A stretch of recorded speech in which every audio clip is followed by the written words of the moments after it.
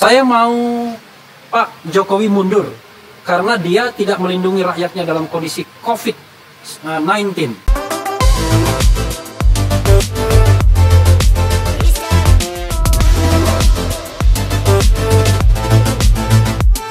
Halo Sobat RH sekalian, jumpa lagi dengan channel yang keren ini ya, Refli Harun.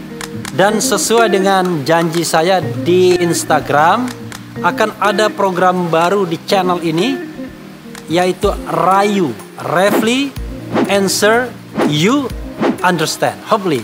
Nah, rupanya sudah masuk ada beberapa pertanyaan. Tadi saya sudah baca-baca pertanyaannya, akan saya bacakan secara persis apa pertanyaannya ya. And now the end is near, and so I face the final curtain. My way ya, my way. This is my way to answer the questions.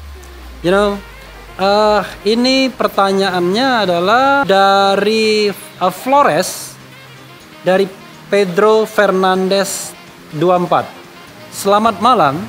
Saya mahasiswa Fakultas Hukum Universitas Flores, Unflor.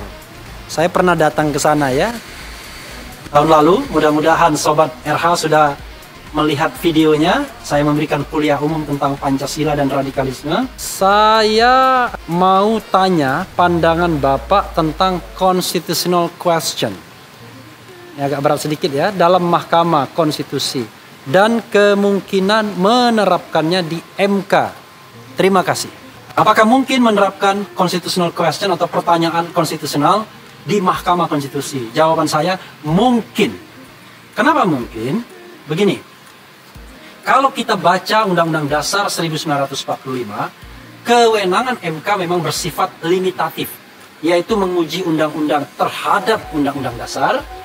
Kemudian ada juga yang kedua adalah menyelesaikan sengketa kewenangan lembaga negara yang kewenangannya diberikan Undang-Undang Dasar. Yang ketiga adalah memutus sengketa tentang perselisihan hasil pemilu.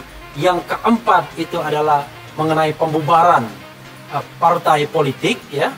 Lalu kemudian terakhir yang lima itu adalah impeachment process ya, menguji, memutuskan tuduhan DPR bahwa presiden dan atau wakil presiden sudah melanggar undang-undang dasar ya, melakukan perbuatan yang melanggar hukum atau tidak lagi memenuhi syarat.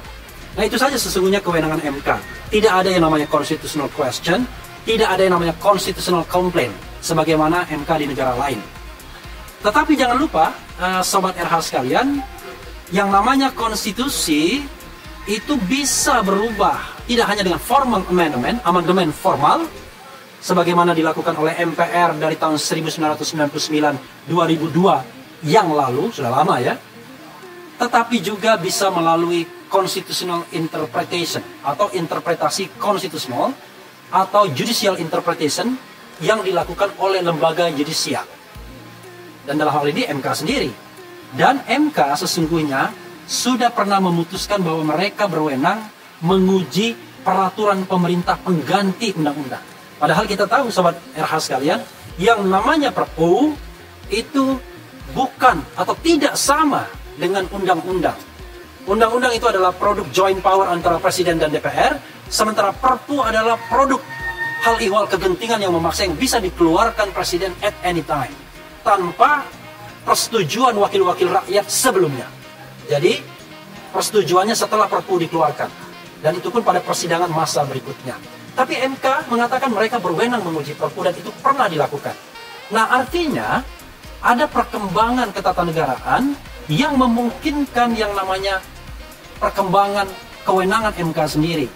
Ada pro dan kontra tentunya, tetapi presiden ini sudah pernah terjadi. Jadi bukan tidak mungkin kalau kondisi menghendaki, MK kemudian memperkuat dirinya dengan constitutional question atau pertanyaan konstitusional. Apa itu pertanyaan konstitusional? Biar Sobat RH paham. Pertanyaan konstitusional itu adalah misalnya ada hal-hal ketatanegaraan, ada konflik, ada hal-hal yang perlu ditanyakan ke MK. Misalnya ada katakanlah perbedaan pendapat antara presiden dan DPR tentang suatu hal. Misalnya tentang kalau kita kaitkan dengan kemarin undang-undang MK misalnya, apakah misalnya membuat undang-undang itu bisa hanya beberapa hari tanpa proses deliberasi yang mendalam misalnya. Lalu kemudian presiden menolak, tapi kemarin presiden kan tidak menolak. Nah, lalu kemudian presiden mengajukan pertanyaan kepada MK, apakah boleh membuat proses atau membentuk undang-undang seperti itu. Jadi macam-macam. Intinya adalah tidak konflik, tetapi hanya ingin bertanya. Itu tadi saudara kawan Fernandes dari Universitas Flores, jawaban saya untuk constitutional complaint. Pertanyaan berikutnya dari Bayu Justian, ya, Justian atau Justian, yang jelas J tertulis. Justian ini tentu dari Justianus, ya, Justitianus. Justianus itu adalah raja Romawi yang berhasil melakukan kodifikasi hukum Romawi sehingga disebut dengan Codex Justitianus, ya. Dia bertanya, saya mau Pak Jokowi mundur karena dia tidak melindungi rakyatnya dalam kondisi COVID-19. Wah, ini bukan pertanyaan, tapi keinginan, ya. Tapi Sobat RH sekalian, kalau kita bicara dari perspektif hukum tata negara, yang namanya pejabat mundur itu adalah hak subjektif pejabat yang bersangkutan. Kalau yang bersangkutan mau mundur seperti Presiden Soeharto, ya itu adalah hak yang bersangkutan. Tetapi tentu dia tidak boleh dipaksa mundur melalui jalan yang tidak konstitusional. Undang-Undang Dasar 1945 setelah perubahan sudah mengatur bagaimana memakzulkan atau memundurkan seorang presiden, yaitu bila yang bersangkutan ya melanggar hukum berupa pengkhianatan terhadap negara, korupsi, suap, ya kan, tindak pidana berat lainnya atau perbuatan tercela, atau tidak lagi memenuhi syarat sebagai presiden dan atau wakil presiden. Nah, syarat untuk menjadi presiden dan wakil presiden itu sesungguhnya ya tidak banyak. Satu, warga negara Indonesia dan tidak pernah menjadi warga negara lain karena kehendaknya sendiri. Jadi dulu ada wakil menteri Archandra Tahar, ya, itu tidak bisa lagi menjadi seorang presiden di Republik Indonesia karena pernah menjadi warga negara Amerika Serikat atas kehendaknya sendiri. Yang kedua adalah tidak pernah berkhianat terhadap negara, sama ya seperti tadi, ya. Kemudian yang ketiga, mampu secara jasmani dan rohani menjadi calon presiden dan atau wakil presiden. Itulah sebabnya pada tahun 2004 almarhum Gus Dur Abdurrahman Wahid gagal ditetapkan sebagai calon presiden karena dianggap bermasalah secara fisik, ya. Jadi itulah mekanisme untuk melakukan yang namanya impeachment atau pemakzulan atau pemunduran atau memundurkan presiden dan atau wakil presiden. Jadi saya adalah seorang yang konstitusionalis, tidak ingin bahwa kita melakukan perbuatan-perbuatan yang mengarah pada memaksa presiden untuk mundur kalau yang bersangkutan tidak melakukan pelanggaran yang disebut oleh konstitusi. Itu saja ya, saudara Justian, ya. Jadi soal mundur dan tidak mundur ya tentu it is not my business, ya. Oke, kemudian ada juga dari Mustatroman, ya, seperti Strootman, ya, pemain sepak bola Belanda yang ada di Juventus, ya, masih nggak di situ, ya. Kevin Strootman, ya, ini tapi Mustatroman. Pertanyaannya, berapa harga bukunya, Pak? Saya ingin baca buku karangan Bapak karena Bapak salah satu idola saya. Terima kasih, ya, dibilang idola. Soal buku nanti kita bahas, ya. Saya memang ada beberapa buku yang sudah saya tulis, ya, dalam kondisi-kondisi yang ya 1 tahun 2 tahun terakhir ini terutama jumlahnya lumayan banyak sudah. Tahun lalu saya tulis 9 buku, tahun ini sudah 4 buku saya. Nanti kita bahas, ya, bukunya. Lalu kemudian sebelumnya pernah 3. Jadi 3 tambah 9 tambah 4 16. Jadi 16 buku. Saya sedang menulis buku yang ke-17, ke-18, 19 dan lain sebagainya. Jadi working from home atau di rumah aja itu tetap kita harus banyak pekerjaan. Yang penting kita tetap makan, olahraga agar kita terhindar dari penyakit. Nanti kita bahas dan soal harga bukunya, ya. Hubungi saya langsung saja, ya, japri saja. Kalau memang mau tahu lebih lanjut di DM aja, ya. jadi direct message sehingga nanti kita bisa berhubungan secara privat. Karena memang mayoritas buku saya tidak komersil soalnya. Saya mencetak buku itu ya sekedar melampiaskan hasrat menulis ya, bukan untuk berjualan sesungguhnya ya.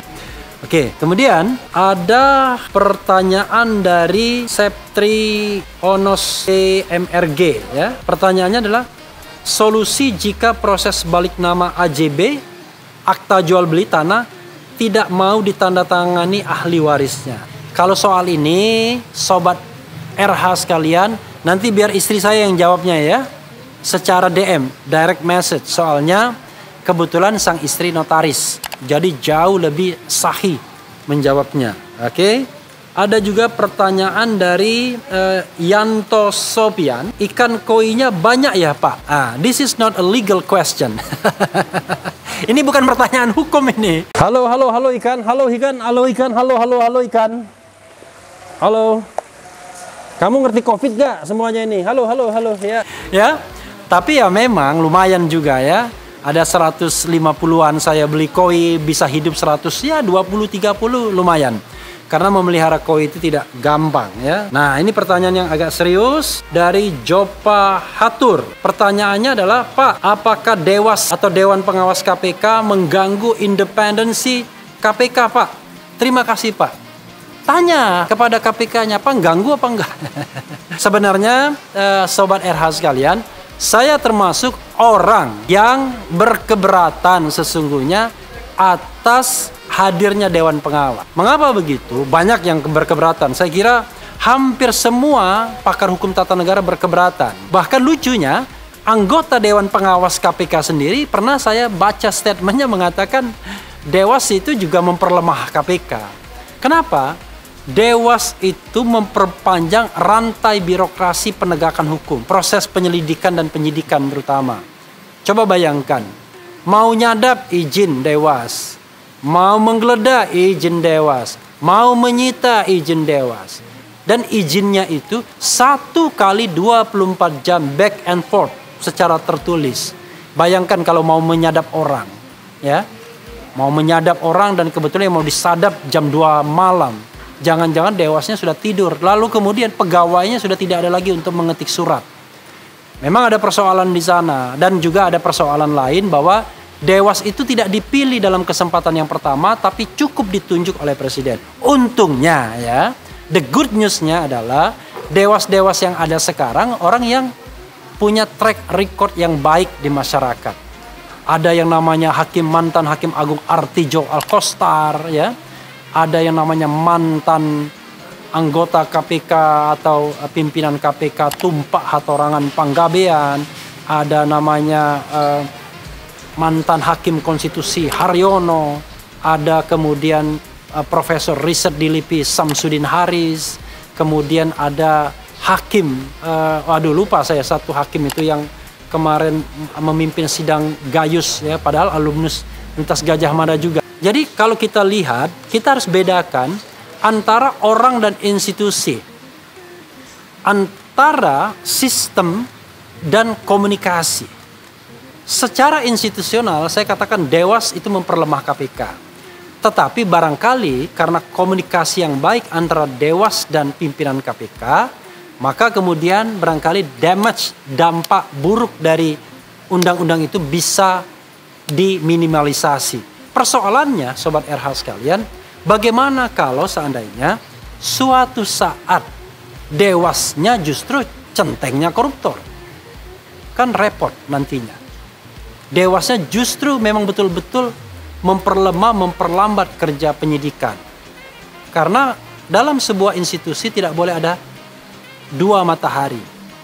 Matahari pertama pimpinan KPK, tapi kemudian ada matahari berikutnya Dewas. Dan kita tahu tidak ada yang namanya penilaian terhadap akuntabilitas kerja Dewan Pengawas. Nah, itu mengenai Dewan Pengawas KPK ya.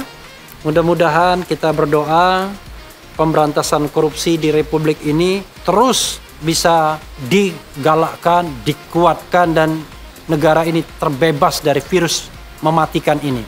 Karena sebelum COVID-19 ada virus lain yang namanya virus korupsi ya. Segala lini selalu melakukan korupsi. Saya ingin dua pertanyaan terakhir ya. Pertanyaan, apakah ada keinginan ikut serta dalam politik praktis? Nah, ini pertanyaan ngeri-ngeri sedap ya. Adakah keinginan untuk ikut dalam politik praktis?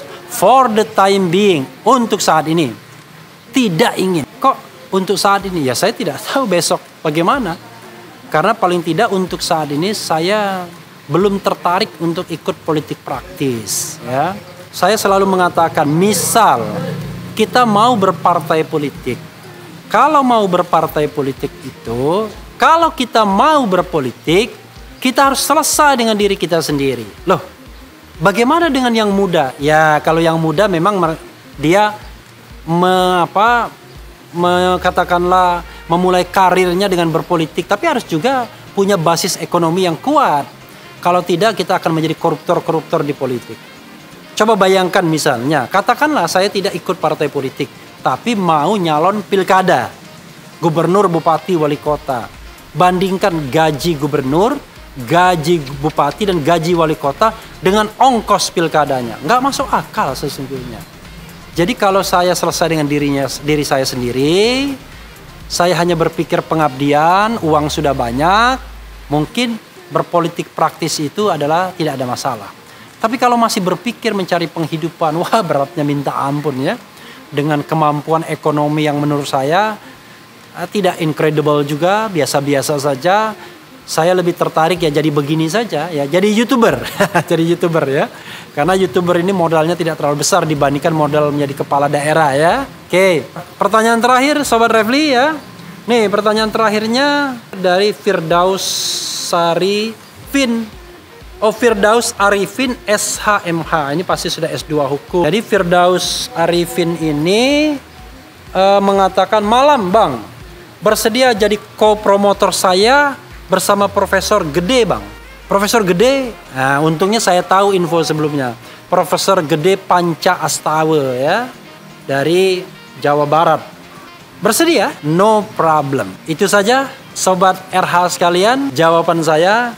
Saya akan terus merayu kalian, merayu Sobat RH. Sampaikanlah pertanyaan-pertanyaan, mumpung masih di rumah aja. Ciao. Jangan lupa share, subscribe, like, comment channel ini agar kita bisa terus memproduksi video-video lainnya. Dan COVID-19 segera berlalu. Hidup tiada mungkin tanpa perjuangan, tanpa pengorbanan, mulia adanya.